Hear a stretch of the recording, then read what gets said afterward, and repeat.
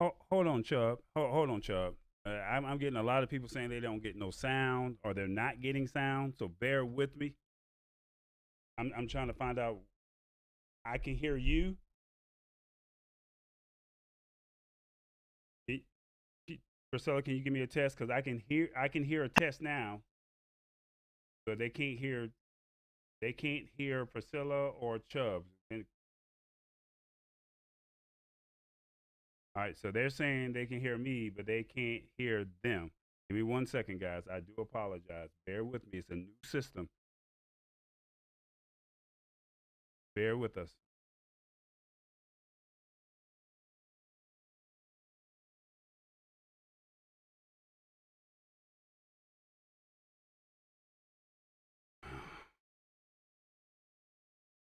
Hold on, Chuck. I mean, Priscilla, give me 1 second. I'm trying to mess with this audio over here.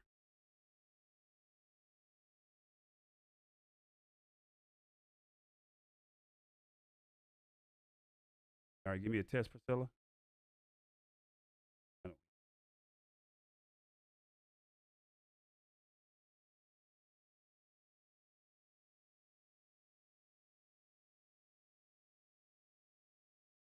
They can hear me, but they can't hear you guys. Give me 1 second. I'm just trying to find out what's going on. I have your audio set in. Oh, there's Priscilla's audio. Chubb, you should have audio. Priscilla, talk now, Priscilla.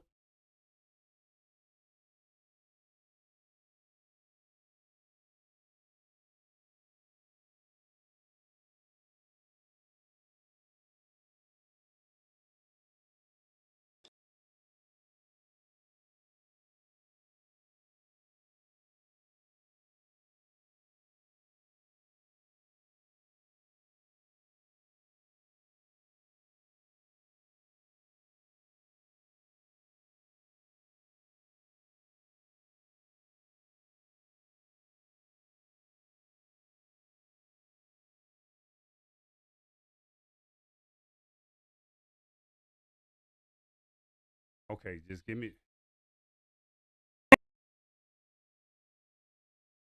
But they can hear you, so I'm trying to find out why they can't hear them.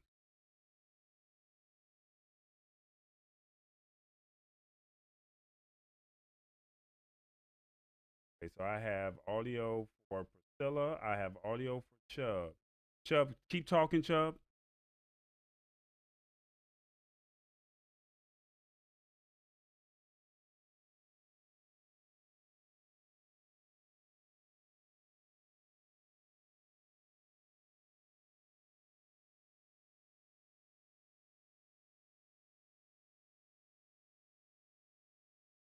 Yeah, here, Chubb.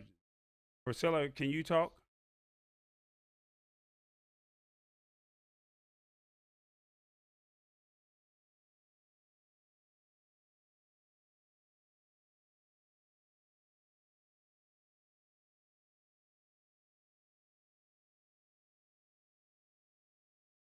Let's find out what we got going. Right, and I'm trying to find out what. Oh, that's why. Okay, that Chubb. Now you should talk, and you should be. People should be able to hear you, Chubb. Nope, nope. I have Chubb's audio turned all the way up. I have Priscilla's audio turned all the way up, and but I don't see your volume levels.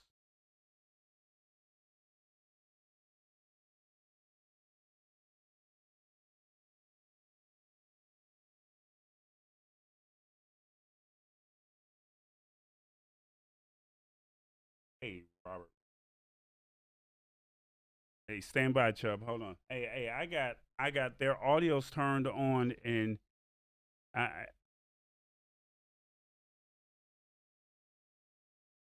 right,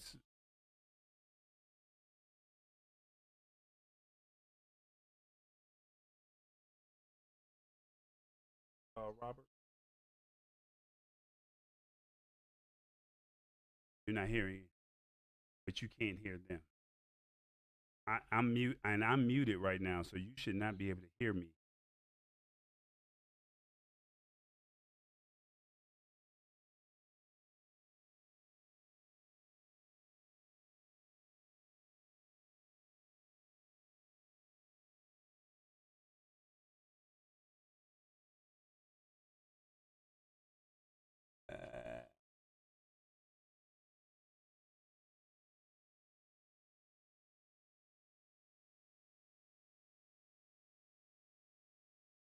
Okay, what about now? Can you hear them talking? It should be like an 8 second delay on Facebook. I just changed the output of the sound.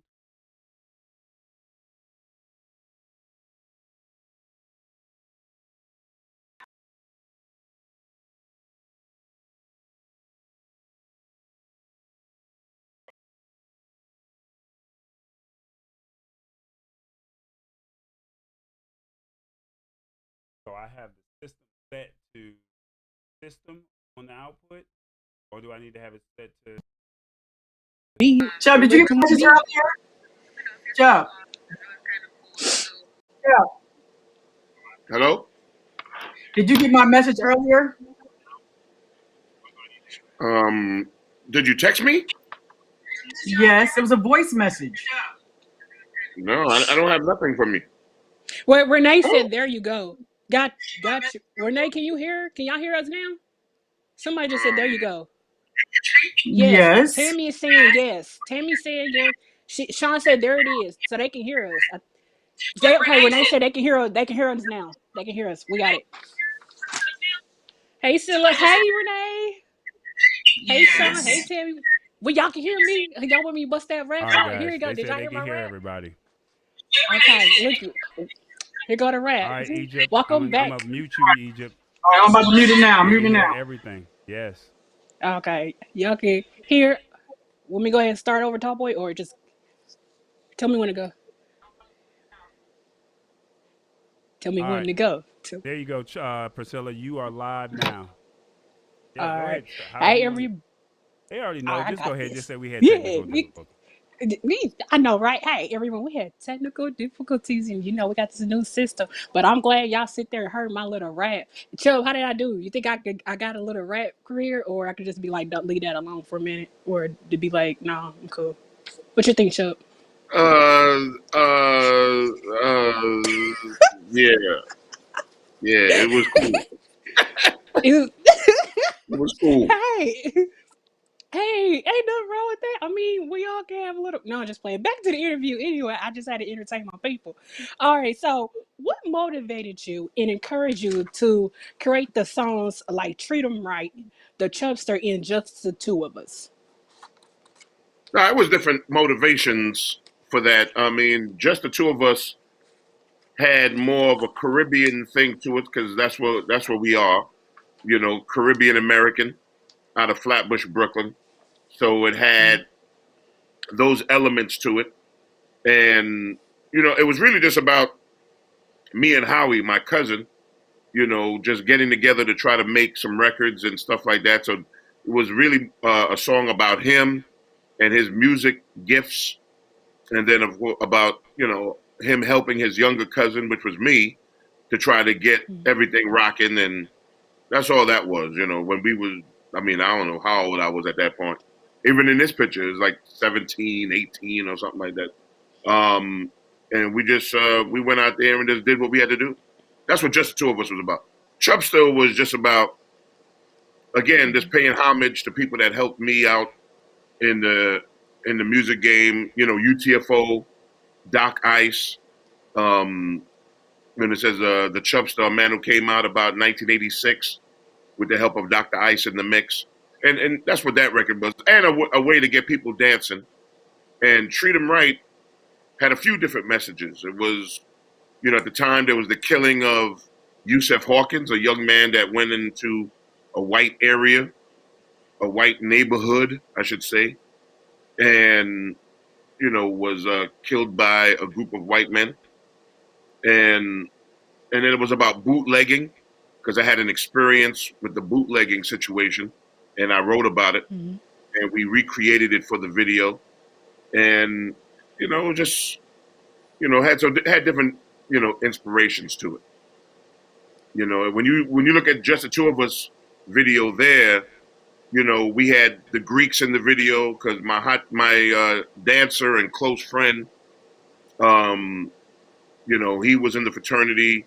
My cousins, um, Rob, rest in peace, who was a Kappa, and we had the cues in your Bad Chubs video, and then all the various fraternities and his sororities was like, Chub, you forgot about us. So just the two of us was us, a tribute to that culture. And, it was a great video to do, man. It was an incredible video to do. And so all the songs had different motivations. And it was a great time back in them days. You were just motivated to do positive music and music to keep people dancing and moving and in a positive manner. So yeah, it was just a great time. See, that's what I like. We seen we actually are showing the video right now, just the two of us, and you see the Kappas, the Omegas, and all that. And I like that. Even back then, you're showing I'm paying homage to the black fraternities. You don't get that now in a lot of music videos and everything about the Greeks and everything. But I think that's pretty dope that you really did that. And not just that, we were HBCUs and black culture and dance. And I mean, again, I think we were the first ones to ever do that. And then people, maybe started following our footsteps later. But, we just had, it was just a great time, man. We just didn't, a lot of rap records now have a lot of anger in it.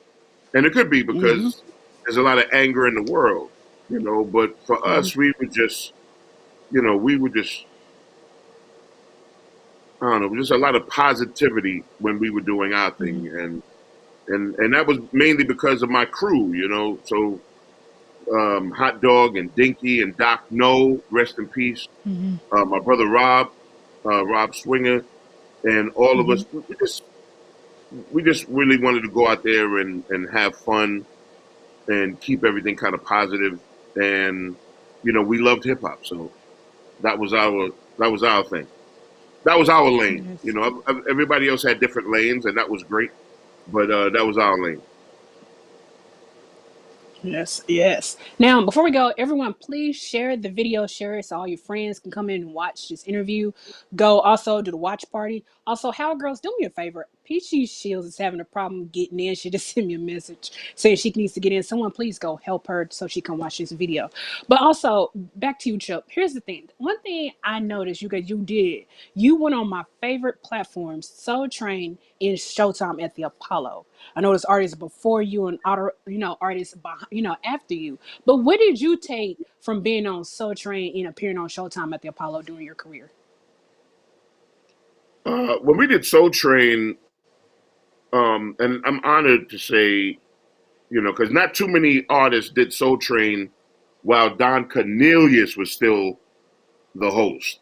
People did Soul Train after us, of course, but not when Don Cornelius was the host. It's only a very small set of people that did Soul Train with Don Cornelius. And it was an honor because we were never supposed to do that show. It wasn't like it was something pre-booked.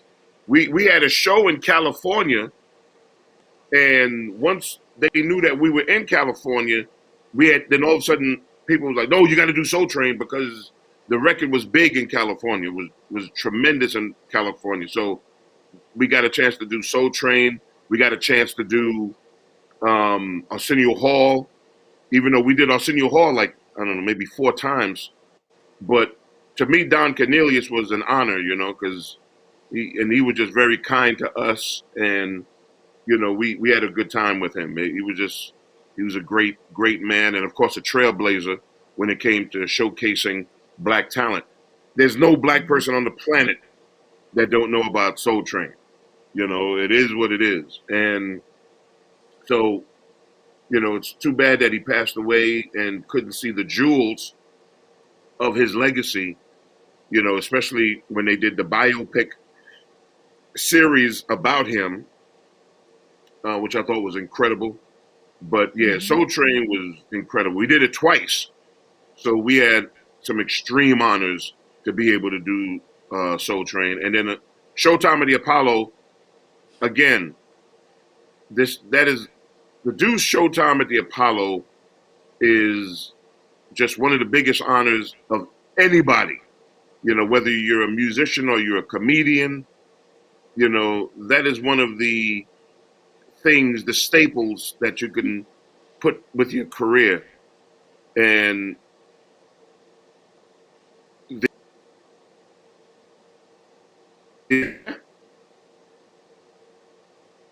okay, yeah.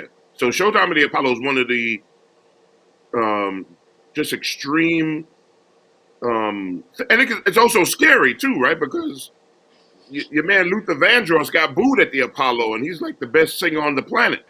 So you start thinking, wait a second, can I even do Showtime at the Apollo? You know, if a person like Luther Vandross is getting booed, you know, with the best voice ever, and we were lucky that we did Showtime at the Apollo. I don't know, maybe 3 times, because I did it, you know, for myself twice, but then I did it with Tevin Campbell because we did a song together for Boys in the Hood soundtrack, and we did it for him. So it just incredible. And of course, I did it during the time when Steve Harvey was hosting it, and so that was great because that was like the second coming of Showtime at the Apollo. You know, we weren't around when James Brown and those legends were doing it. So for the second coming of Showtime at the Apollo was definitely when Steve Harvey was hosting.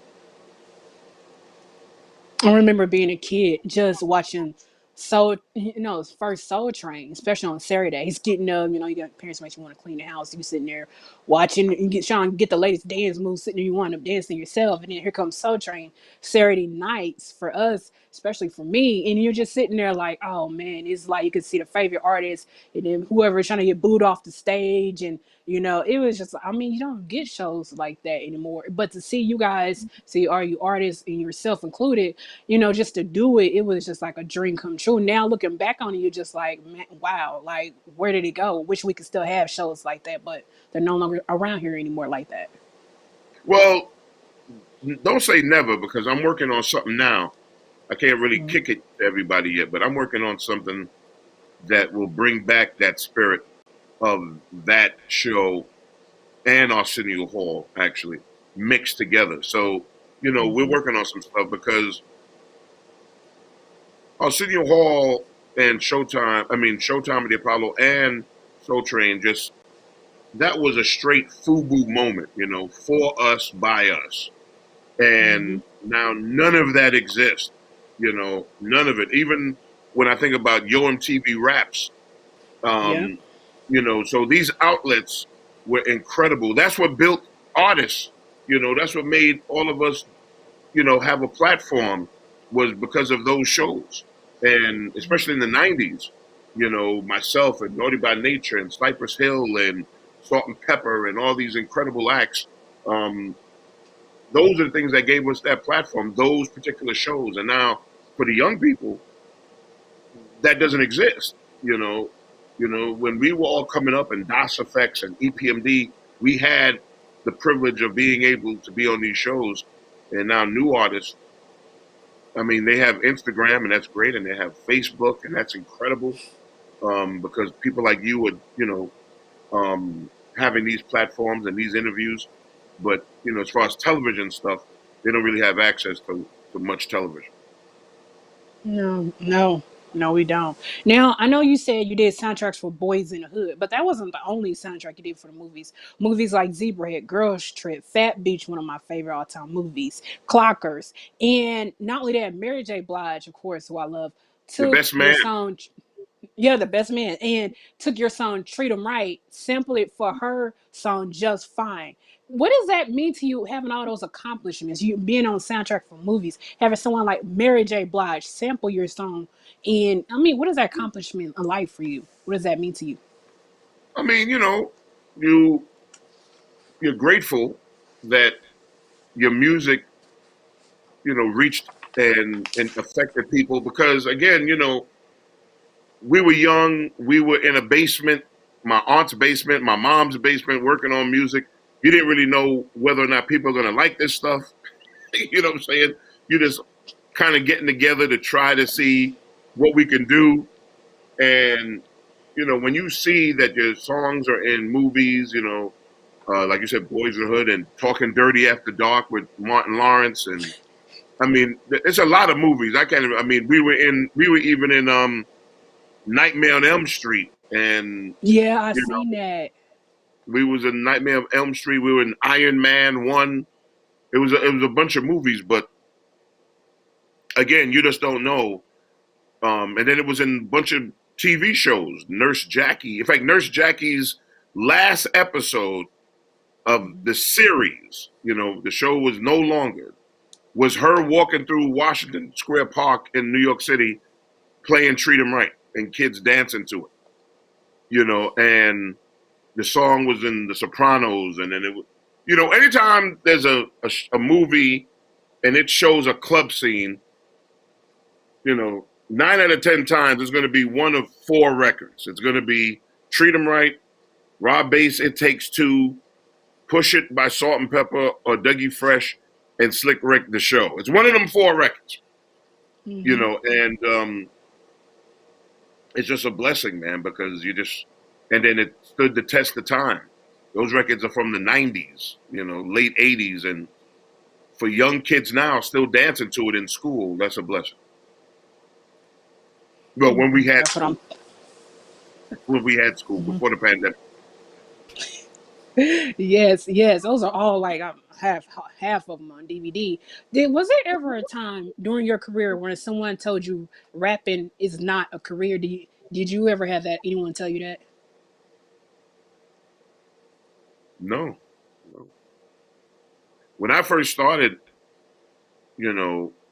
my family members, my mom and my dad, they were supportive, and no one ever said it.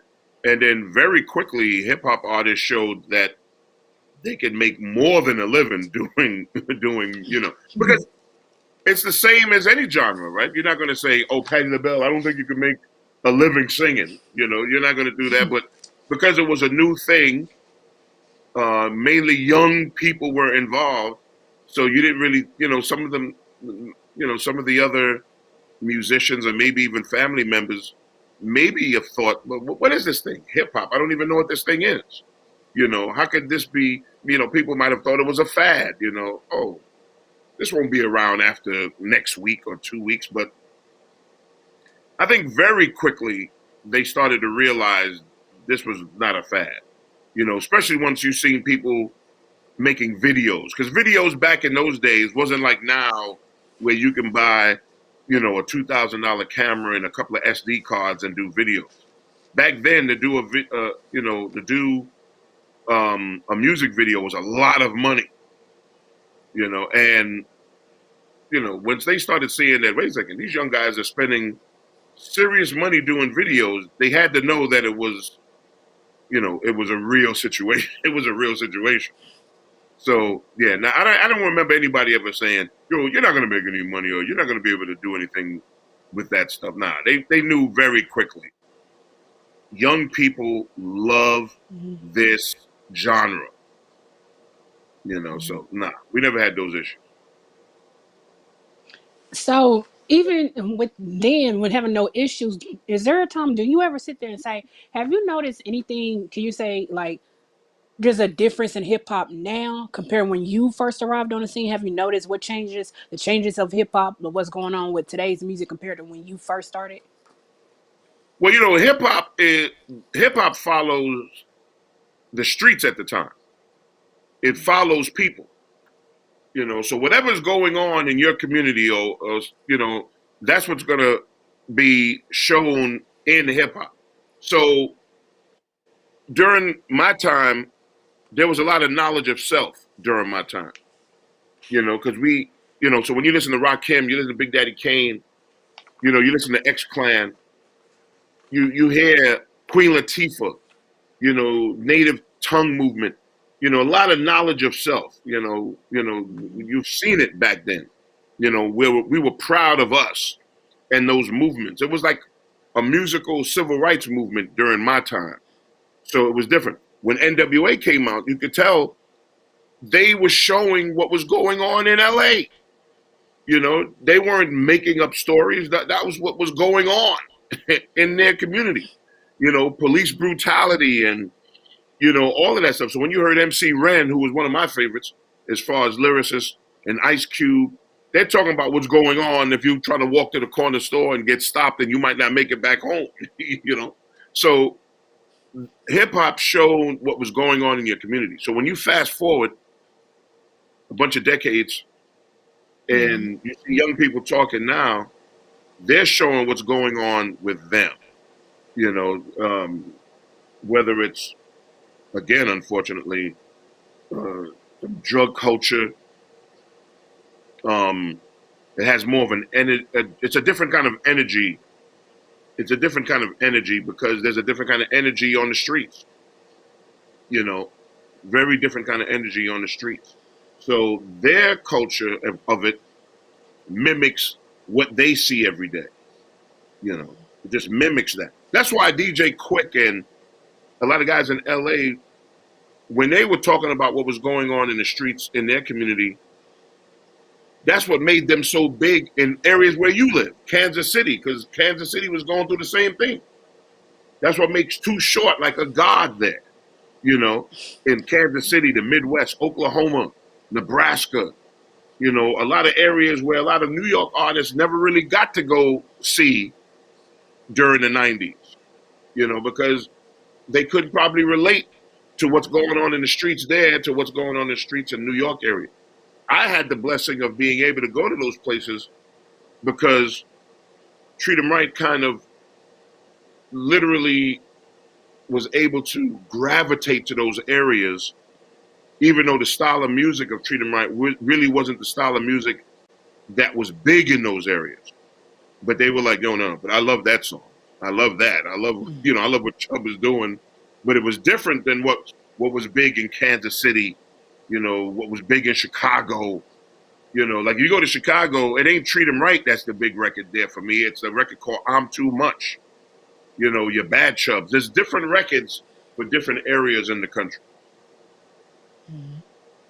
Yeah, we are a fan of E40 here, especially being in the Midwest. So right there. E40 is like a god out there, you know, and he's a legend, and people don't realize like he's a legend. He's a legendary, iconic rapper, man. And because of the stuff that he did and how he controlled those areas, Kansas City, and even when you go down south, Memphis, and those areas, and Mississippi, and you know him and Too Short and them guys, you know, just legendary artists and musicians, man. So you know, it's a big world out there, and and people have different tastes, you know. And you know, me being a hip hop artist, I love all the tastes, you know, from E40 and Too Short to Dougie Fresh to Luke Skywalker to DJ Cool, you know, to DJ Quick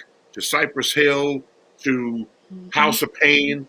You know, you love all of that stuff, you know, and you know, and that's what I loved about hip hop back then because everybody had a different style. You know, DOS Effects didn't sound like EPMD. EPMD didn't sound like Heavy D. Heavy D didn't sound like, you know what I'm saying? Everybody had a different style, so you could always get whatever you were in the mood for at that point, you can get it. Right. So what do you think about female artists making a sexual explicit music compared to what a male artist can make? Well, I don't think that's anything new. We had, you know, there's Millie Jackson. Millie Jackson was like the queen of, you know, that kind of style. She created that style. You know, was Millie Jackson. And then of course Little Kim, who, you know, took it to a different level and definitely on the hip hop side. And then of course after that you had HWA, you had all these other beautiful ladies that, you know, had somewhat of that style. And but then you had other beautiful ladies that did a different style. MC Light was different. Queen Latifah was different. Monie Love was different. Roxanne Shante was different. Roxanne Sparky D was different. So, you know, I love it all, man, because again, it's different flavors. And now women MCs and women artists in hip hop, they have taken over, you know, period. they have taken over, and I love it. I love it. It's their turn. You know, like I said, we had incredible female artists, but right now the movement of it is incredible. You know, Cardi B, Doja Cat, Erica Banks, and you know, of course, Nicki Minaj, who's overly incredible, and Megan Thee Stallion.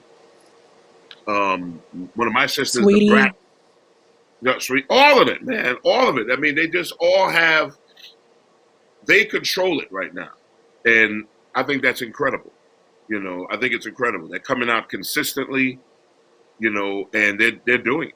They're doing it. So, do you feel the internet has impacted the music business?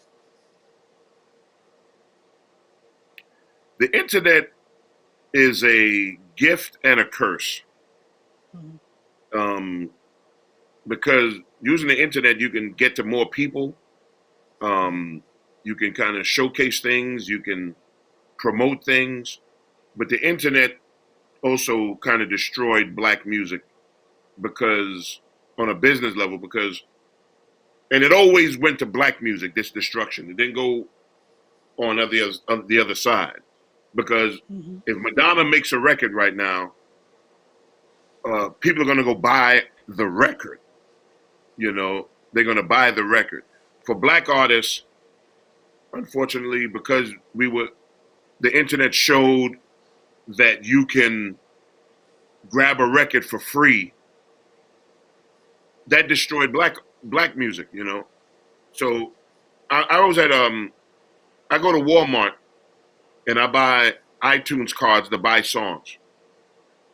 And young girls are always looking at me when I go there and they're like, I always see you buying iTunes cards to buy records. Do you know you can get that record for free? And I'm like, wait a second, you got to buy records. You know, we're in a business of selling records. You know, that's what keeps artists making music.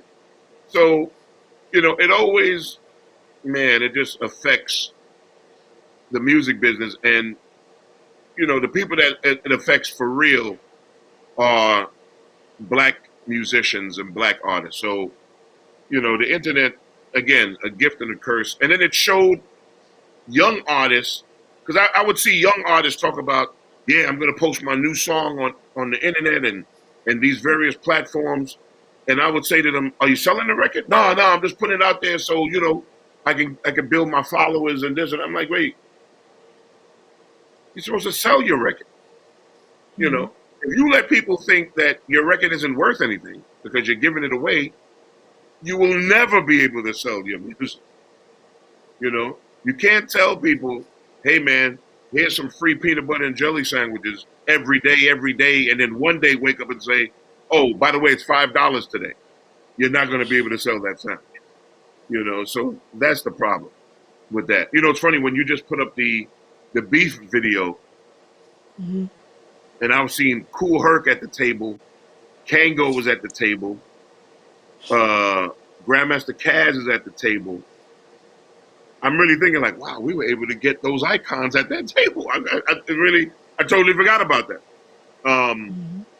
But yeah, you know, I just think that the internet it's great. It's great. It can do a lot of things, but you know, the basis of it was to hurt black music. You know, Napster and these other places where all of a sudden you're getting music for free. And that didn't happen. I'm telling you, put out a Bob Dylan record right now, people got to buy that record. You know, they got to buy that record.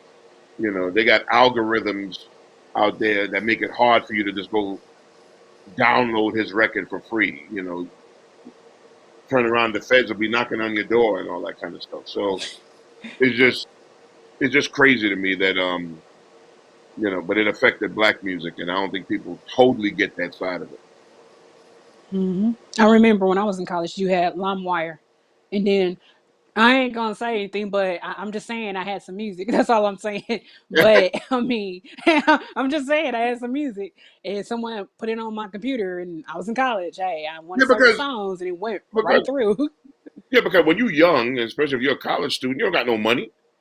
So of course, when they say, well, hey, you can get songs, of course you're going to be like, oh, because those are my favorite songs and stuff like that. Mm-hmm. And most likely, because that's what they do. They always go after young people, right? Because they know young people will always make the trend.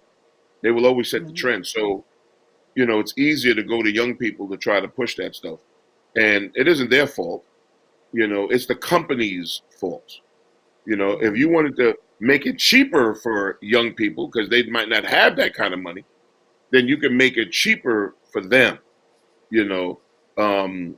but it's just one of those things. Like, I swear to you, you would never be able to go and buy a New Kids on the Block record.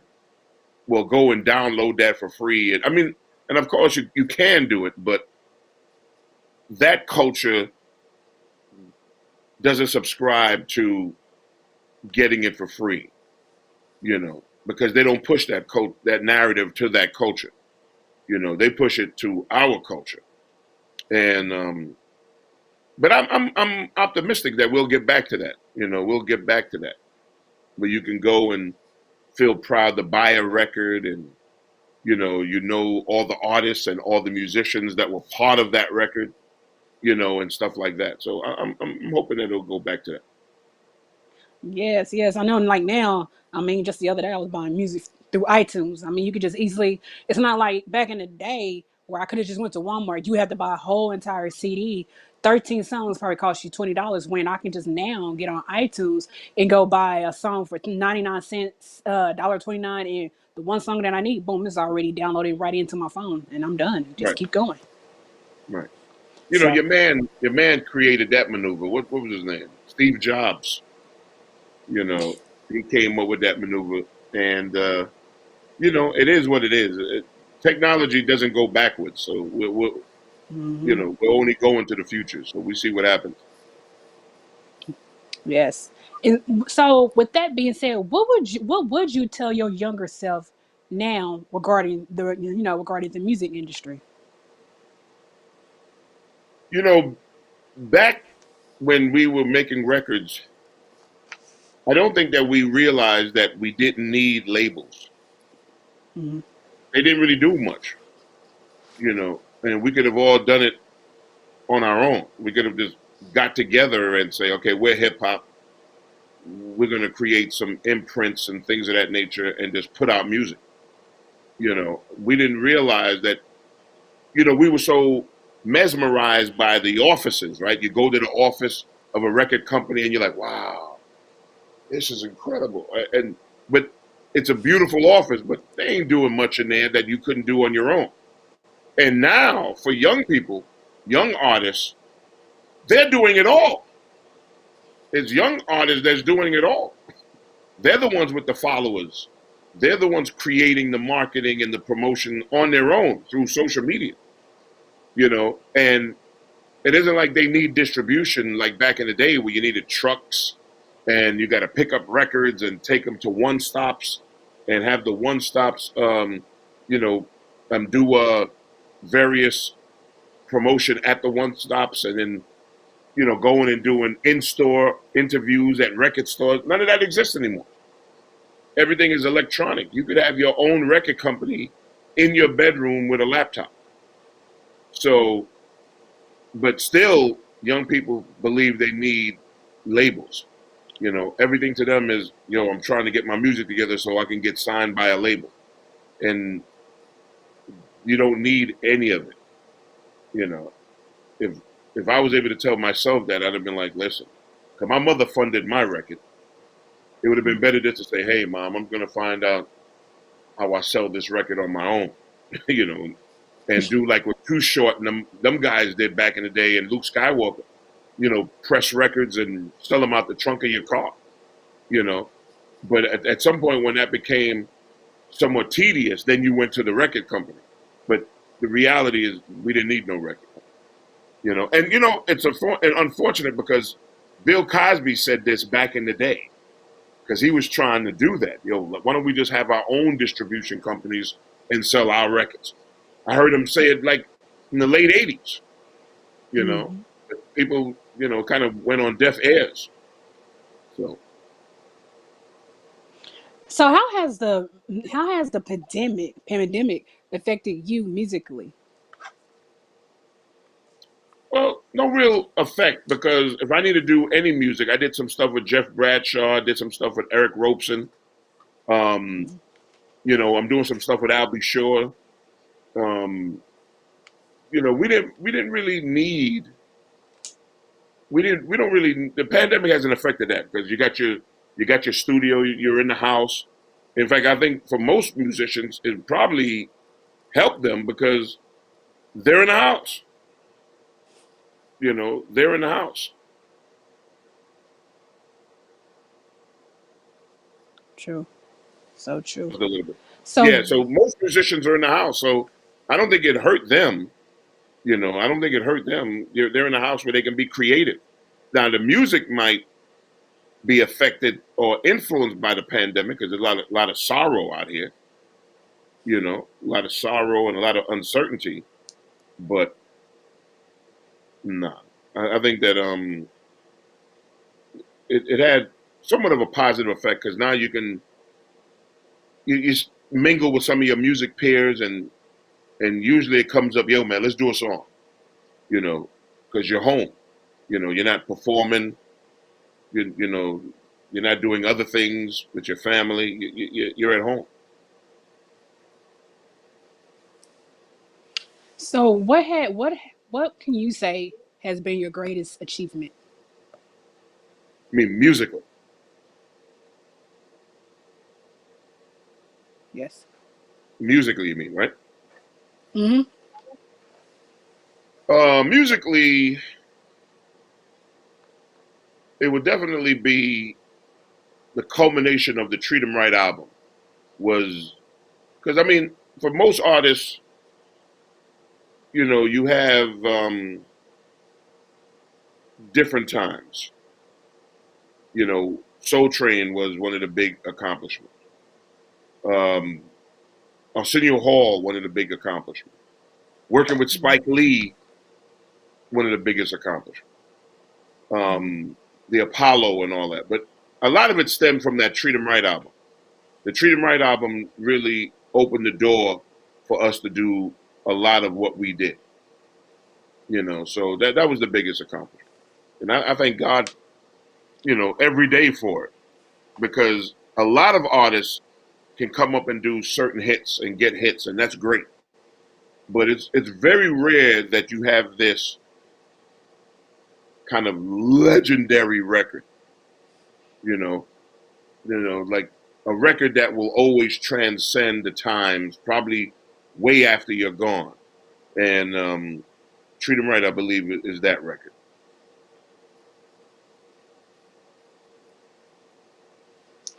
So 30 years in the business, what has been the best advice you ever been given? 30 plus years. You know, one of my mentors is a cool DJ Red Alert, Mm. and he always said, "Yo, Chubb, never be part of the show. Just sit back and watch the show.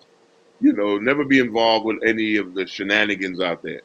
You know, and then Luther Vandross, when I met him, and he was like, "Chubb, whenever in doubt, do it yourself." That's what he said to me. Whenever in doubt, do it yourself, man. And I think he just was like, hey, when you're a music artist, um, there's going to be people like record companies proposing that they can do all kinds of stuff for you. There's going to be managers that come and they say, oh, I could do all of this for you.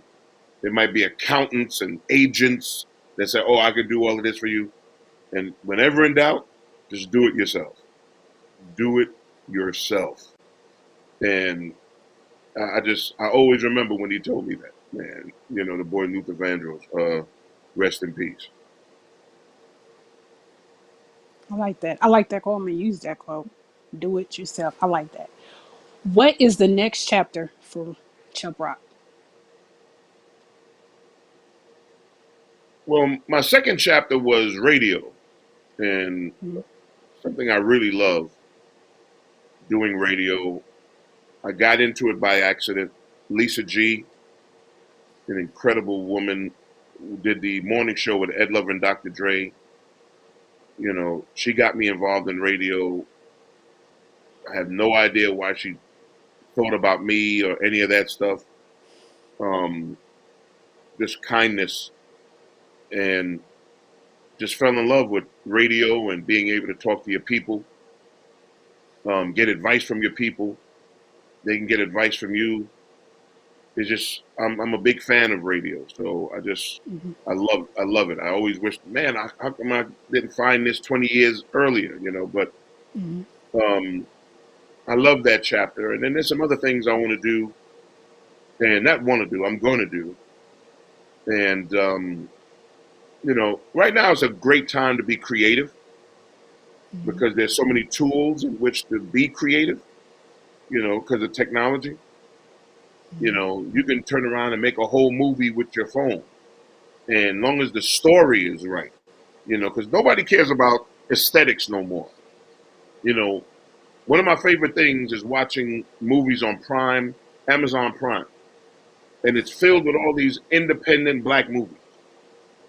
People, friends that got together and chipped in a couple of dollars to do their movie.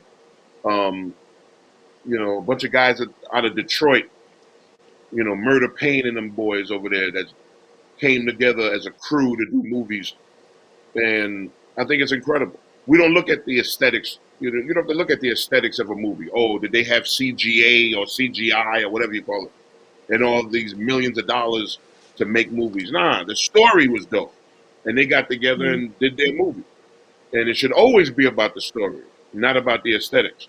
So this is a great time to be creative. So there's going to be a lot for that third chapter. That third chapter is going to be nice. Yes, yes. Now, Chubb, you know I'm bringing in my next later on kid. Kango Kid will be in. So Right. can you please say something about him and how much he influenced you and everything? Let the people know.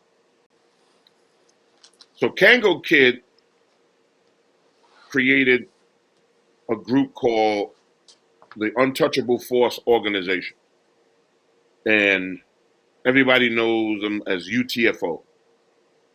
Him and Doc Ice, one of my mentors, they were dancers and big time dancers too during the beginning time of pop locking and break dancing and things of that nature.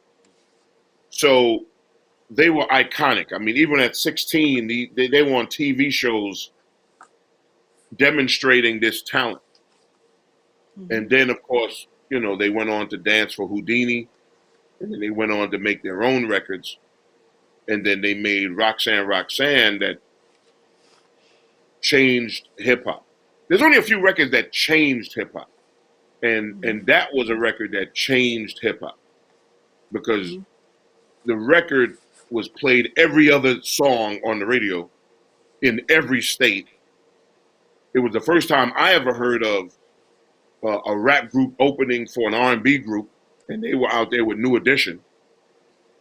First time I ever heard anybody answer a record when Roxanne Shante answered their record, and then Sparky D answered their record, and the real Roxanne answered the record, and then it had to be over 100 answers to one record, even to Roxanne's A Man and all kinds of crazy records. And so that has never happened, and it's never happened again. So they mean a lot to hip hop. And then for us on the Caribbean side, Caribbean American side, it was big because one of their members, you know, Kango, was a Haitian American. And that was the first time you even heard of that. So they did a lot of firsts. And, you know, I think they might have been the first rap group to do the Apollo, you know, to do Showtime with the Apollo, if I'm not mistaken. So there's a lot of firsts when it comes to that group. And Kango was involved with one of my first demo records. When he did a demo for Little Sean and Terry T, it was called How to Rock a Party. and then Little Sean and Terry T put me in that group, and we almost got signed to Capitol Records, Hush Productions, and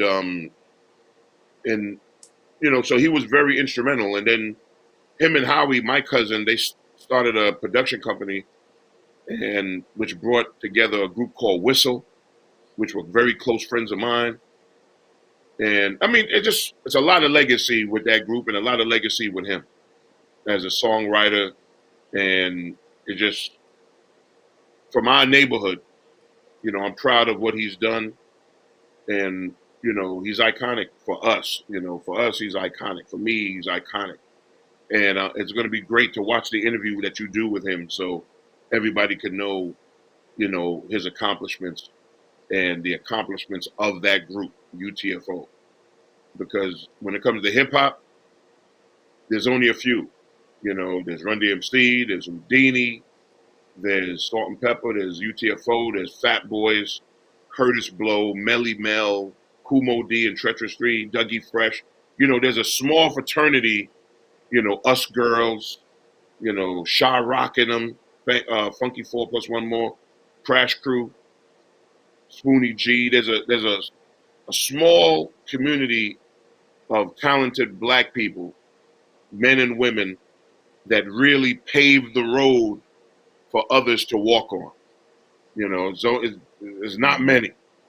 And he's one of them. UTFO is one of them, so I'm going to be watching. And I appreciate you, interviewing me, and big shout to you doing your Turnup Tuesdays, and big shout to my man, Tall Boy, who's a good friend of mine for a long time. And I'm good. I'm about to go inside and finish watching this documentary on Tekashi 6ix9ine on Showtime. And I wanted to see exactly what that whole situation is. So I appreciate you. You are so welcome. Before we go, where can your fans find you at these days? I know you said you talked about radio. Where can the viewers find you? On social media, it's Chubb Live, CHUBBLIVE on everything. And then if you go to Vibes Radio, the app on Android or iOS, Vibes Radio, VYBEZ Radio, you can download that app or go to thevibesradio.com if you wanted to, go to the website, and you can hear the show that we do on different stations, Digging in the Crates, the morning show, and all the other shows that I have out right now.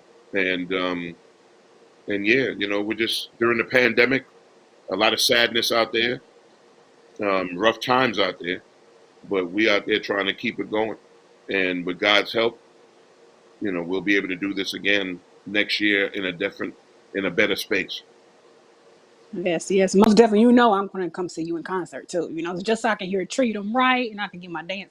Okay, let me stop. Get my That's dance your usual on. move. This is your move. I mean, this is your move. I don't know.